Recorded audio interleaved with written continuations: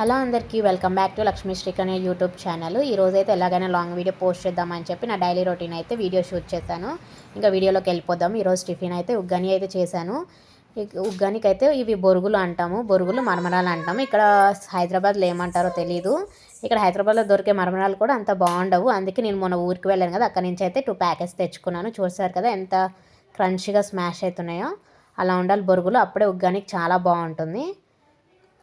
Uggani recipe కావాలంటే చెప్పండి, post చేస్తాను. ఇంకా టిఫిన్ చేసేసాక స్నానం చేసి అయితే పూజ చేద్దామని చెప్పి కుందులు అయితే కడిగేశాను. కుందులు కడుక్కున్న తర్వాత బొట్లు అవి పెట్టి ఇంకా దీపం అయితే వెలిగించాను. దీపం అయితే అగ్గిపులతో కాకుండా అగరబత్తితో అయితే వెలిగిస్తాను. నేనైతే అగ్గిపులతో వెలిగించకూడదంట. ఇంకా దీపం వెలిగించేటప్పుడు అయితే ఈ శ్లోకం అయితే చదువుతాను నేను.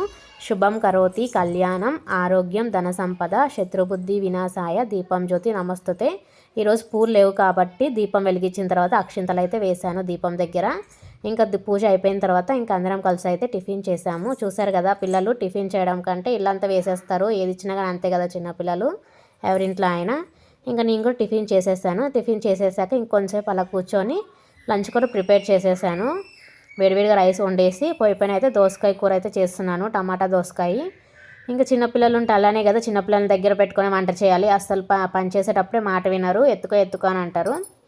ఇంకా నిన్న వేసిన బట్టలు కూడా తీసుకొని వచ్చి బట్టలన్నీ మడత పెట్టేశాను నీట్గా. ఇంకా నెక్స్ట్ ఇంకా కొంతసేపు లంచ్ అయిపోయిన తర్వాత ఇంకా మా ఆయన ఈరోజు డ్యూటీకి అయితే వెళ్ళారు. ఈరోజు లంచ్ డిన్నర్ ఆఫీస్లోనే తినేస్తారు. అందుకని మేము లంచ్ చేసేసాక కొంతసేపు టైం స్పెండ్ చేయడానికి మా పిన్ని వాళ్ళ ఇంటికి అయితే వెళ్ళాము పిల్లల్ని తీసుకొని. ఇంక వెళ్ళాను కదా, ఇంకా మా పిన్ని అయితే పప్పాయ ఉంటే పప్పాయ కొంచెం హాఫ్ పార్టిషన్ చేసి అయితే ఇచ్చింది. పెద్ద పప్పాయ తీసుకొని వచ్చారని చెప్పి. పప్పాయ అయితే చాలా టేస్టీగా ఉంది. ఇంక ఈరోజు స్నాక్స్కి అయితే పప్పాయ కట్ చేసి అయితే ఇచ్చాను మా పాపకి. మా చిన్న పాప ఏమో నిద్రపోతుంది. ఇంకా నేను కూడా తినేసాను.